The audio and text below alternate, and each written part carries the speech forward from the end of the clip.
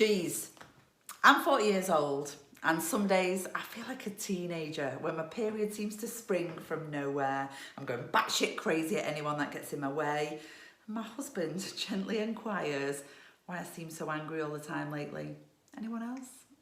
Now, I'm probably a little on the early side for menopausal symptoms, but I am hanging out with lots of women who are experiencing them at full pelt just now. And I'm no stranger to a healthy dose of PMT each month. Thing is, I'm not that great at managing myself with it. And as an assertiveness coach, that makes me a little bit twattish really, doesn't it? So I thought it best to get a grip on the situation and take some action to address it. When you're hormonal, in any sense, it can be really difficult to remain assertive whilst you're riding that roller coaster of mood swings and other physical symptoms, whether that be in a professional work-based relationship or a personal one. It can be tricky to even understand what you want yourself. Never mind be able to articulate that to anyone else when you've got brain fog or hot sweats or stonking period pains to contend with too. But here's the thing. We don't help ourselves if we just fall victim to it, throw the towel in and be done to, or retreat and give up entirely. So here are my 3 top tips to help you remain assertive when your hormones are raging. Number 1 is to own it. Now we're going to start with a little bit of tough love. A lot of the hormonal symptoms we experience are affected by mindset, lifestyle, and environmental factors. And those 3 things we have absolute control over. So if you're in victim mode and feeling done to and life's so unfair, then get a grip and have a bit of a word with yourself. Making small changes to the way that we live and how we treat ourselves can have a huge impact on the degree to which we experience some of these symptoms. Hormones are affected by so many factors: nutrition and diet, sleep, stress, etc. And it's within our gift to make positive changes to these to improve our own well-being. Don't get me wrong, I'm certainly not sitting here all preachy and perfect on this one either. I know when I'm not looking after myself and it plays out in my behaviour because of that. If our hormones are well balanced and we're giving them their best chance by providing the right support for ourselves, then we are much more able to operate from our assertive space. Tip number 2 is to understand your body. I've spent most years of my life not actually having periods and therefore no menstrual cycle through long-term use of contraceptives that stop my periods. It's only in the last 3 years, believe it or not, that I've been having a regular cycle, and boy, have I found that tricky to deal with. I'm lucky if I can remember when my period is. It seems to creep up and catch me unawares most months. In fact, my husband knows when it's coming before I do.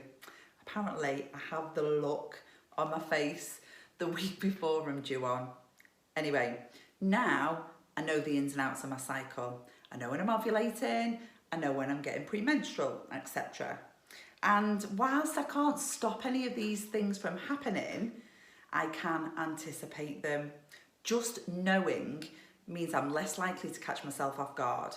If I'm going to a big client meeting at a time in my cycle when I might be emotional, I'm self-aware about that, and the knowledge alone helps me to deal with it better if I'm challenged.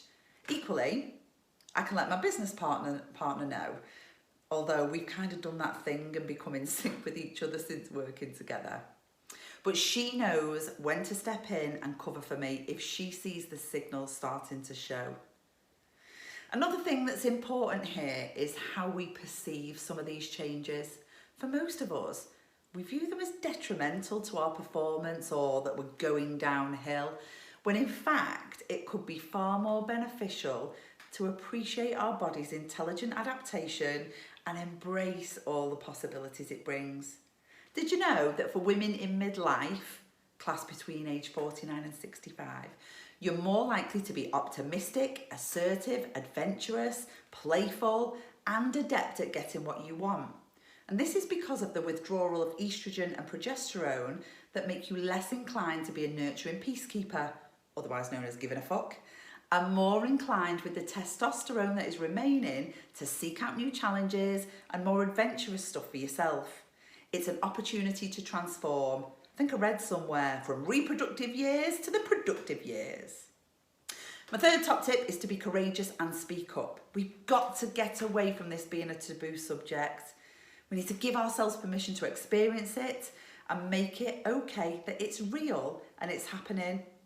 I get asked to do a lot of talks for women's networks in big corporate businesses, and I've been delighted recently that they are actively asking for workshops around menopause to support women in work. And get this, men are asking if they can have a workshop too so that they can better support their female colleagues and direct reports, and also to be better equipped to support their wife. Yeah! So if you're having a mega Mediterranean moment in the middle of a conference presentation that makes your mind go blank and you look like a tomato in a sauna, then just fess up. People will be on your side, they will empathise with you, and you'll make them feel more normal too, believe it or not. It's called just being human, and I'm damn sure we could do with bringing a few spoonfuls of that back to the table and quash some of this robotic, futuristic bullshit that seems to be creeping in. I don't know, you were probably expecting something different in this edition of Top Tips when you read the title, so I hope I've not disappointed you. But it doesn't have to be complicated. It doesn't have to be fixed. It doesn't have to be something new or different. It just needs to be us, doing what we do best, being human and being ourselves and being okay with that.